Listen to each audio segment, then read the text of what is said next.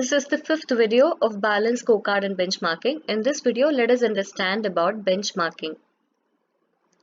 Well, what is benchmarking? Benchmarking is nothing but improving ourselves by learning from others.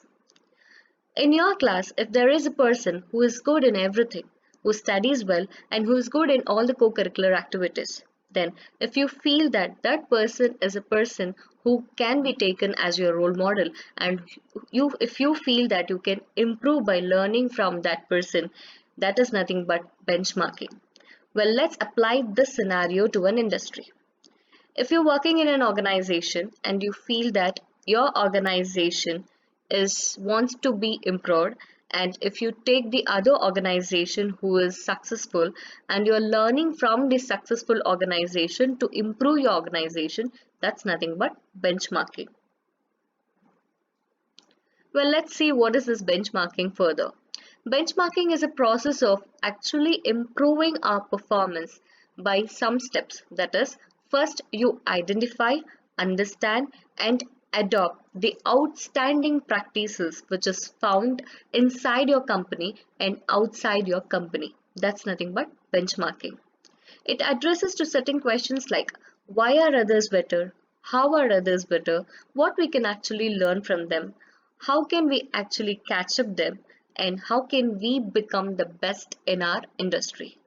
So the entire process which is followed in order to identify the benchmark industry, to understand what are the process that the industry is following, and to actually learn adopting those practices to your industry, that is nothing but benchmarking.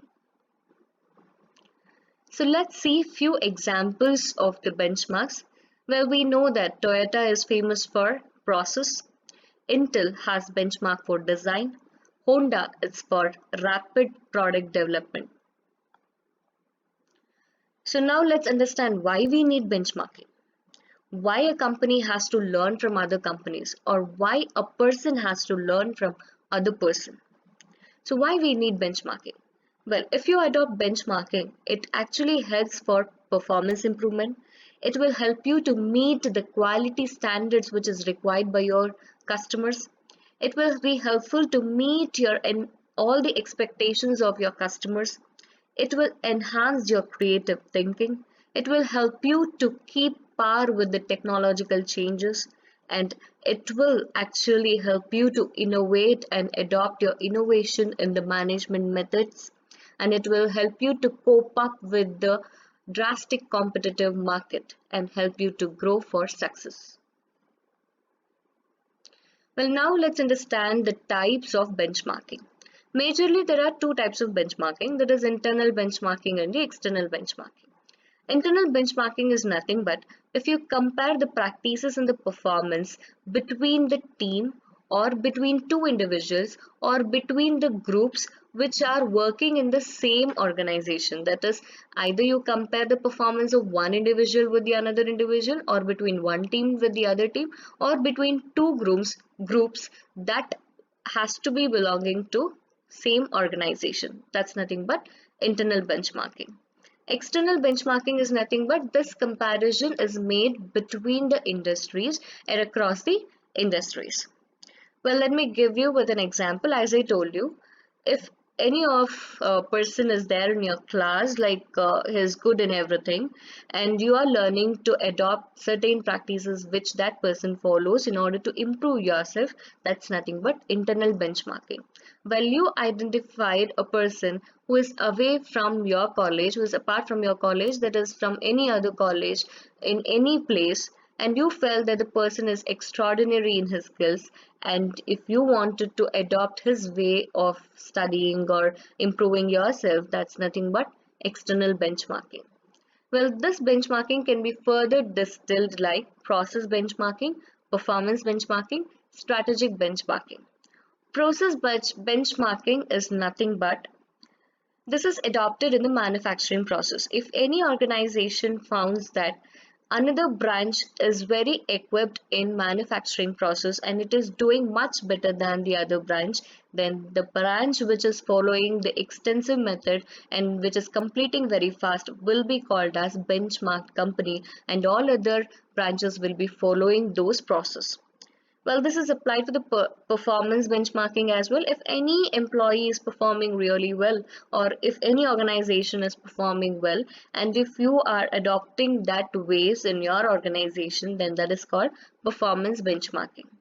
Strategic benchmarking is nothing but the strategic plans, the business approaches, the business models which is designed by other organization in meeting the customer needs, and it is very successful to meet the customer expectations, then you can follow those strategies in your organization. So that is called as strategic benchmarking.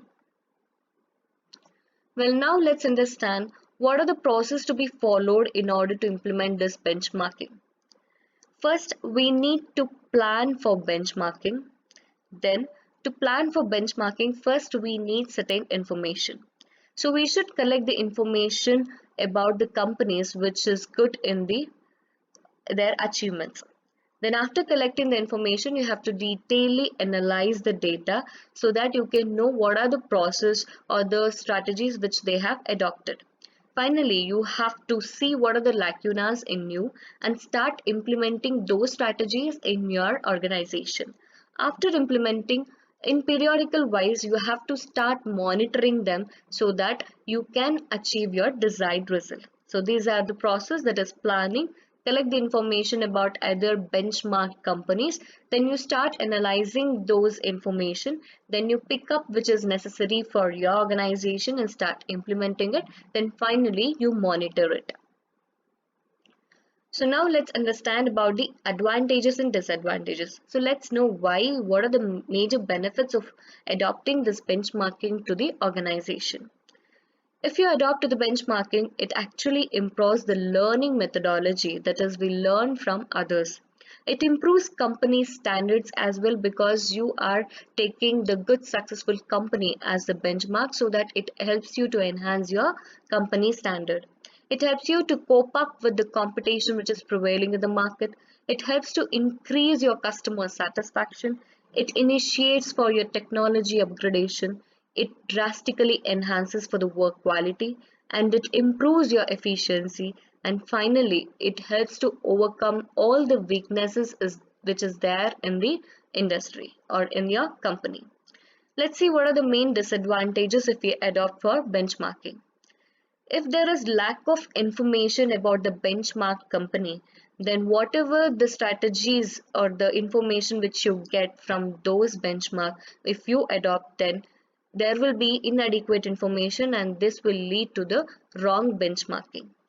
The next is it increases dependency. If you always think about benchmarking and if you just blindly follow all the process which they have followed, it increases your dependency with the benchmarking companies.